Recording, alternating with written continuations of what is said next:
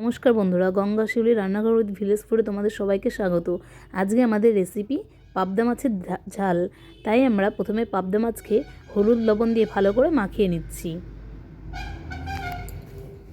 হলুদ লবণ দিয়ে পাবদা মাছ মাখানো হয়ে গেলে তারপর আমরা কড়াইতে তেল দিয়ে দেব। এখানে কিন্তু প্রায় 1 কিলো মতো পাবদা মাছ আছে, তার থেকে আমরা কিছুটা রেখে দিয়েছি আর কিছুটা রান্না করছি। এবার আমরা কড়াইতে তেল দিয়ে পাবদা মাছগুলো কড়া তেলে ছেড়ে দিয়েছি। তেল গরম হওয়ার পরেই কিন্তু তোমরা পাবদা মাছগুলো একে একে ছাড়বে, না হলে কিন্তু লেগে যাওয়ার সম্ভাবনা থাকে। দেখো আমাদের মাছগুলো ভাজা হয়ে গেছে, আর এইভাবে লাল লাল করে মাছগুলোকে ভেজে নিতে হবে। আমরা কিন্তু প্রত্যেকটা মাছ এইভাবে লাল করেই ভেজে নিয়েছি। আর একটা ব্যাচ আমরা দিয়ে দেব। আমাদের মাছ ভাজা হয়ে গেছে। এবার আলুগুলোকে এইভাবে লম্বা করে কেটে নেবে এবং মাছের যে তেলটা থাকবে ওই তেলেই তোমরা আলুগুলো ভেজে নিতে হবে। আলুগুলোর মধ্যেও কিন্তু হলুদ এবং লবণ দিয়ে দেব। আর আলুগুলোও কিন্তু মাছের মতোই ওরকম লাল লাল করে ভেজে নিতে হবে। দেখো বন্ধুরা, আলুগুলো লাল লাল করে ভেজে নেওয়া হয়েছে। এবার আমাদের টমেটো কুচি আর আদা, লঙ্কা, জিরে, কালো জিরে সমস্ত কিছু দিয়ে পেস্ট করা।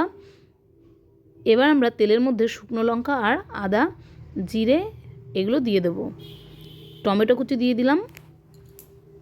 এবার ভালো করে এটাকে নাড়াচাড়া করে নিতে হবে। টমেটোর মধ্যে কিন্তু সামান্য হলুদ লবণও দিয়ে দিতে হবে যাতে তাড়াতাড়ি গলে যায়। এবার আমরা পেস্টটা দিয়ে নাড়াচাড়া করতে থাকবো। মশলাটাকে ভালোভাবে কষাতে হবে যাতে মশলার ভেতরে যে তেলগুলো থাকে দেখবে বেরিয়ে আসছে। এরকম অবস্থায় কিন্তু তোমাদের মশলা ভালোভাবে কষাতে হবে। দেখো মশলা থেকে কিন্তু তেল ছাড়তে শুরু করে দিয়েছে এবং ভেজে রাখা আলুগুলোও আমরা দিয়ে দিয়েছি। এবার ভালো করে ওই আলু দিয়ে মশলাগুলো কষিয়ে নিতে হবে। তোমরা যদি চাও সামান্য একটু জল দিয়েও কষাতে পারো।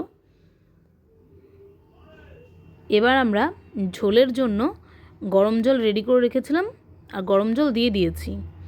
আর আমাদের ভেজে রাখা মাছগুলোও রয়েছে। আমরা কিন্তু একে একে ঝোলের মধ্যে মাছগুলোকে ছেড়ে দিতে থাকব।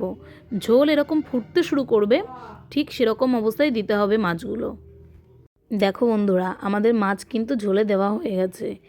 পাবদা মাছের এইভাবে করে যদি তোমরা ঝাল রান্না করো, এর টেস্ট কিন্তু অসাধারণ হবে। ভাত দিয়ে কিন্তু এই মাছের রেসিপিটা খুবই ভালো লাগে আর সবাই কিন্তু খুব ভালো পছন্দও করেছে। তোমরা এইভাবে রান্না করে দেখবে, খুব ভালো লাগবে। এবার এই ফুটন্ত ঝোলে আমরা পরিমাণ মতো লবণ দিয়ে দিলাম আর গুঁড়ো গরম মশলা দিয়ে নিলেই কিন্তু আমাদের কমপ্লিট হয়ে যাবে পাবদা মাছের ঝাল রান্না। তোমরা তোমাদের পরিমাণ মতো ঝোল তৈরি করবে, যে যেরকম পছন্দ করো। আমরা একটু ঝোল ঝোল পছন্দ করি এই ঝালটা, তাই পাবদা মাছের ঝাল কিন্তু আমাদের রেডি। আর হালকা মতোই আমরা ঝোলটা রেখেছি। ধন্যবাদ আমাদের ভিডিওটি দেখার জন্য। যদি আমাদের ভিডিও তোমাদের ভালো লেগে থাকে তাহলে তোমরা আমাদের চ্যানেলকে সাবস্ক্রাইব করে দিও আর পাশে থাকা বেল আইকনটি প্রেস করে দিও যাতে সবার আগে তুমি নোটিফিকেশানটা পেয়ে যাও। আর আমাদের ভিডিও ভালো লাগলে লাইক করো, কমেন্ট করো এবং সবাইকে শেয়ার করে দিও। ধন্যবাদ।